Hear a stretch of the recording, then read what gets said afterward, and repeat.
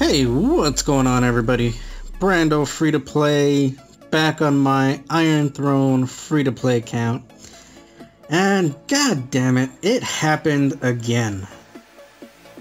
What do I mean by that?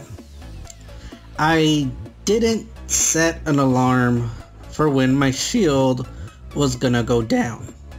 Luckily, I did have my phone near me, and you know, I was in the middle of watching the most recent episode of Tokyo Ghoul, and my phone just started vibrating like crazy. I had 3 things popping up all at once, a scout and 2 attacks by the time that I was able to log into the game. And logging in, I was already thinking to myself, you know, like, oh crap, I got zeroed right now. You know, I'm an idiot, right? But if you can see, my might is still up there. I don't have a guard captain assigned because I wasn't planning on being unshielded, so there was no guard captain assigned. So let's take a look at what went down. So I went ahead and I got scouted, so he knew I didn't have a guard captain. He knew the troops that I had in my castle. He knew pretty much everything he needed to know to go ahead and zero me out. Luckily, that really did not happen. So this is at 9:26, and less than a minute later, he sends an attack. I do lose, and this is something that it grinds my gears to no end. The fucking 20% guaranteed troop survival, that is by far the stupidest, dumbest, most idiotic battle mechanic in a war game I have ever seen. Hands down.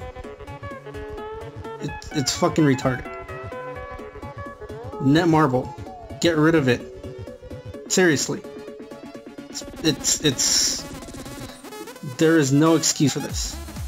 Okay. Now,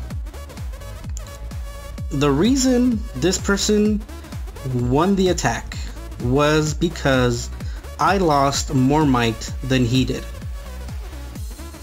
That is the only reason. If there was no 20% guaranteed survival, I would have zeroed out the attack and I would have captured his leader with no problem. Absolutely no problem. But I will be making another video on the battle mechanics and how fucked up they really are in this game. They are really jacked up. Now, let me go ahead and just scroll down. You guys can see in my first attack that he sent out, I took no dead troops. They were all in my hospital, which is actually really good. I'm happy with that. Like I said, I did not have a guard captain assigned. So all the stats and troop buffs you're seeing are just my research stats, right? I mean, it's nothing too impressive. You know, I'm not a maxed out account, and I'm probably never going to be a maxed out account, and I'm perfectly fine with that. But let's go ahead and keep on looking. He is using an infantry attack set. So he does have better stats, right? Better infantry stats. Okay? You guys can see here, I only have 59% infantry attack compared to his 845% infantry attack. Alright, so let's just keep on scrolling down. And let's take a look. While I do feel bad for this person, I am happy that he lost 135,000 tier 5 troops. And I only have injured T1. Injured T1 versus dead T5.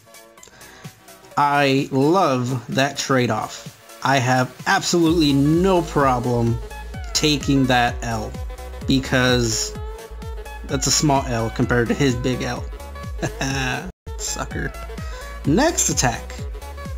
Again, only reason he won was because of the power drop difference. I lost more power than he did, and there's that 20% fucking guaranteed troop survival for the attacker, which is absolutely fucking stupid. But you guys can see, 2 attacks, only 33,920 survived in both attacks. This is not a fluke for those of you who are in denial of this guaranteed survival. Okay? If you are in denial, get your head out of your ass. Okay? Now in this attack, he did manage to fill up my hospitals with T1 troops, and he did kill 364,000 T1. You know, good job. But as you guys will see, he again lost another 135,000 tier 5 troops. So 300,000 dead T1 compared to 135,000 dead T5? I will take that any freaking day. Hands down, any day, I will take that. God, this... I seriously, I lucked out, because this guy, in all fairness, he is not the greatest. I have better gear than he does. And if I did have a guard captain assigned, I probably would have captured him with very little trouble. And I'm not trying to brag. It's the truth, because I could have put on my my infantry hero, and just infantry attack is over 1,000%. So right out the bat, I'm doing over 200% more damage with infantry than he does, and I have a buttload more infantry than he is sending. So I would have been able to capture him fairly easily.